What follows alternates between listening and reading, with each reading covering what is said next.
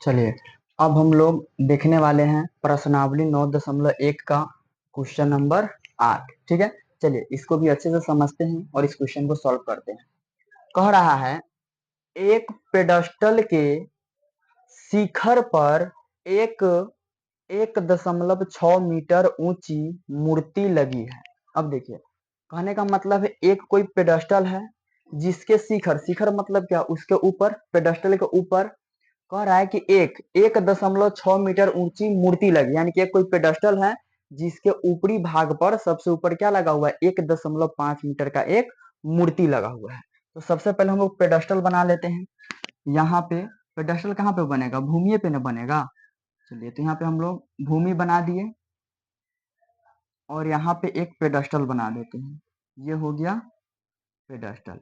ठीक है, अब कह रहा है कि इसी पेडस्टल पे एक मूर्ति लगी है। यहाँ तक यह क्या हो गया, पेडस्टल हो गया। और इस पेडस्टल के ऊपर एक मूर्ति लगी है जिसकी ऊंचाई कितना कह रहा है, 1.6 मीटर कह रहा है। ठीक है, आगे क्या कह रहा है सुनिए। कह रहा भूमि के एक बिंदु से मूर्ति के शिखर का उन्नयन कोण 60 डिग्री है। मूर्ति के शिखर का, देखिए ये आपका हो गया पेडस्टल और ये हो गया मूर्ति। तो पेडस्टल का शिखर नहीं कह रहा है, यहाँ कह रहा है यहाँ कह रहा है, देखिए कह रहा है मूर्ति के शिखर का उन्नयन कोण 60 डिग्री है। तो मूर्ति कहाँ पे, यहाँ पे है, तो इसका शिखर का उन्नयन कोण दे रहा है, कितना दे रहा है, 60 डिग्री। चलिए आगे देखते हैं। कह रहा और उसी बिंदु से पेडस्टल के शिखर का उन्नयन कोण 45 डिग्री है। यानी कि जिस बिंदु पर मूर्ति के शिखर का उन्नयन कोण 60 डिग्री बन रहा है, उसी बिंदु पर कह रहा है कि पेडस्टल के शिखर का उन्नयन कोण कितना है, 45 डिग्री। तो ये आपका हो जाएगा 45 डिग्री और यह वाला आपका हो जाएगा 60 डिग्री हो जाएगा। ठीक है, इस 60 डिग्री जो है यह मूर्ति के शिखर का उन्नयन कोण है और 45 डिग्री जो है किसका उन्नयन कोण है, यह पेडस्टल के शिखर का उन्नयन कोण है। ठीक है, चलिए इसका हम लोग नामकरण कर लेते हैं, नाम दे देते हैं ए बी सी डी। ठीक है, कोई दिक्कत नहीं। अब आगे क्या कह रहा है, उन्नयन कौन है, तो पेडस्टल की ऊंचाई ज्ञात कीजिए। पेडस्टल हमारा कौन है, यही ना है, तो हमको यही तो ज्ञात करना है। क्या ज्ञात करना है, बीसी निकालना है। तो यहाँ पर ए बी दिया हुआ है और बीसी निकालना है, सी डी नहीं पता है। तो सबसे पहले हम लोग क्या करेंगे, पहले ले लेंगे त्रिभुज ए सी डी में। ठीक है, त्रिभुज ए सी डी में हम लोग ले लेते हैं। तो पहले देख लेते हैं क्या क्या दिया हुआ है। दिया या यहाँ पे लिख सकते हैं कि ए बी बराबर 1.6 मीटर एक मूर्ति है तथा बी सी पेडस्टल है। ठीक है, तो बी सी आपका क्या है, पेडस्टल है और ए बी क्या है, 1.6 मीटर ऊंचा मूर्ति है। 1.6 मीटर यहाँ पे ऊंचा लगा दीजिए, 1.6 मीटर ऊंचा। 1.6 मीटर ऊंचा क्या है, मूर्ति है। और सी डी आपका क्या हो जाएगा, भूमि हो जाएगा। यहाँ कॉमा दे के लिख दीजिए और सी डी, सी डी भूमि, सी डी आपका भूमि है। ठीक है, तो अब देखिए, अब हम लोग यहाँ पे क्या ले लेंगे, पहले ले लेंगे समकोण त्रिभुज ए सी डी। तो ये हमारा क्या बन जाएगा, लंब बन जाएगा और ये आपका क्या बन जाएगा, आधार बन जाएगा। तो लंब बटा आधार किसका संबंध है, tan का संबंध है। तो चलिए हम लोग tan का मान रख देते हैं। यहाँ पे ले लेंगे tan कितना डिग्री हो जाएगा, 60 डिग्री। यहाँ पे लिखेंगे tan 60 डिग्री बराबर क्या हो जाएगा, ए सी बटा में सी डी। लंब आपका क्या हो जाएगा, ए सी हो जाएगा ना। या यहाँ पे पहले लिख दीजिए समकोण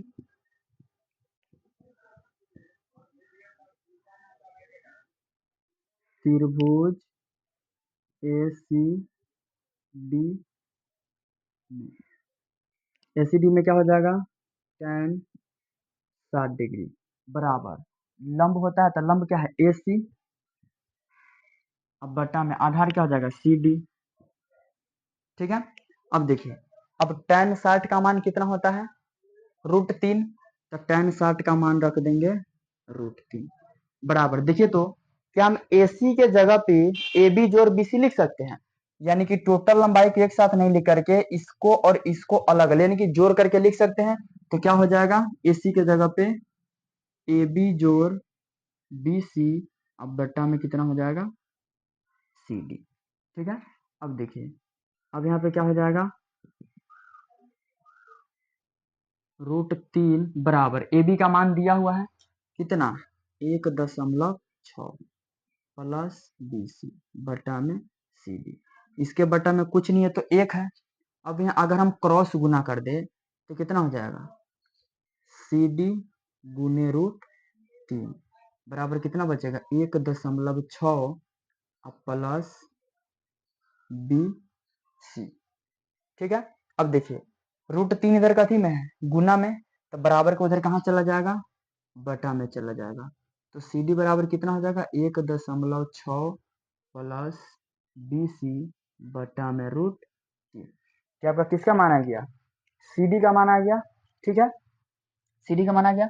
अब हम लोग क्या करेंगे, अब हम लोग ले लेंगे समकोण त्रिभुज BCD में। ठीक है, यहाँ पे लिखेंगे फिर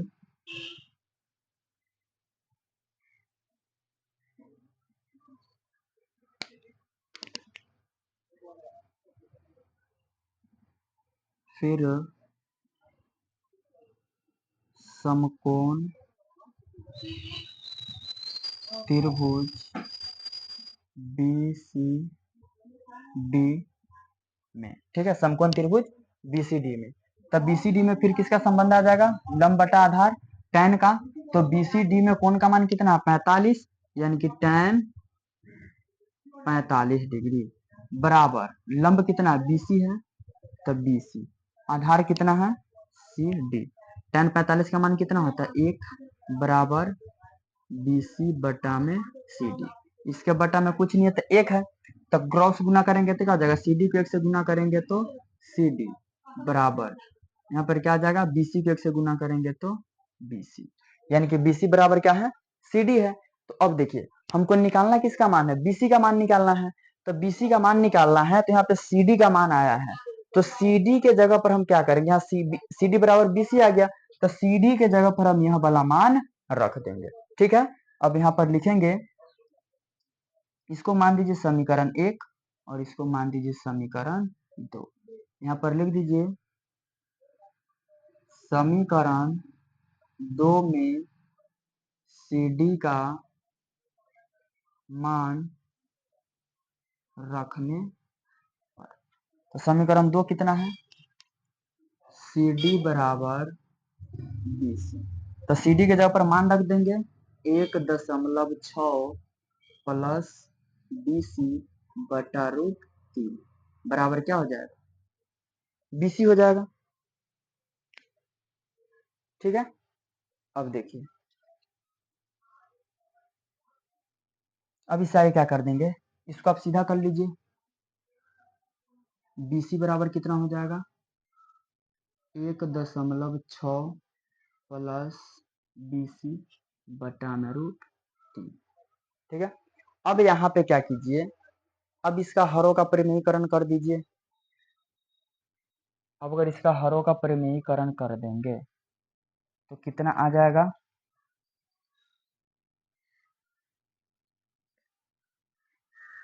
BC बराबर 1.6 प्लस, या फिर इसको हरों का परिमेयीकरण अभी मत कीजिए, इसको अगर इधर हम भेजेंगे तो इसके बटा में कुछ नहीं है तो कितना है 1 है, तो अब अगर इधर हम इसको भेजें, इसको अगर √3 को BC से गुना करेंगे तो कितना बन जाएगा BC √3 बराबर में कितना आ जाएगा 1.6 प्लस BC। ठीक है, इतना आ जाएगा। अब ई BC इधर प्लस में है तो इधर आएगा तो कहाँ चला जाएगा माइनस में, तो इसको कितना लिख सकते हैं, इसको लिख सकते हैं BC √3 3, आई बी सी इधर प्लस में, तो इधर आएगा तो कहाँ जाएगा, माइनस बी सी, बराबर में कितना बच जाएगा, 1.6। अभी दोनों में से हम लोग क्या करेंगे, अगर बी सी कॉमन ले ले तो बी सी कॉमन ले लेंगे, तो यहाँ पे क्या बच जाएगा, √3, यहाँ पे कुछ नहीं बचेगा तो क्या बचेगा, 1, क्योंकि बीसी है तो बीसी तो कॉमन ले लिया तो 1 बचेगा, बराबर में 1.6। अब यहाँ पे √3 - 1 क्या है, बीसी के गुना में है, तो √3 - 1 को क्या करेंगे, उधर भेजेंगे तो कहाँ चला जाएगा, बटा में, तो बीसी बराबर 1.6 बटा में √3 - 1। ठीक है, अब हम लोग क्या कर देंगे, इसका हरों का परिमेयीकरण अब करेंगे। अब अगर हरों का परिमेयीकरण करेंगे तो कितना आ जाएगा, बीसी बराबर 1.6 बटा में √3 - 1 गुने √3 + 1 बटा में √3 + 1। ठीक है, अब देखिए, अब इसको क्या करेंगे, बीसी बराबर ऊपर वाले को गुना करेंगे तो कितना आ जाएगा, 1.6 इंटू में √3 + 1 आ जाएगा। ठीक है, अब बटा में इसको देखिए, यहाँ पर क्या है, a - b into A plus B, तो किसका फॉर्मूला हो जाता है, a² - b² बराबर क्या हो जाता है, a + b इंटू में a - b, a + b into a - b, ये फॉर्मूला हो जाता है।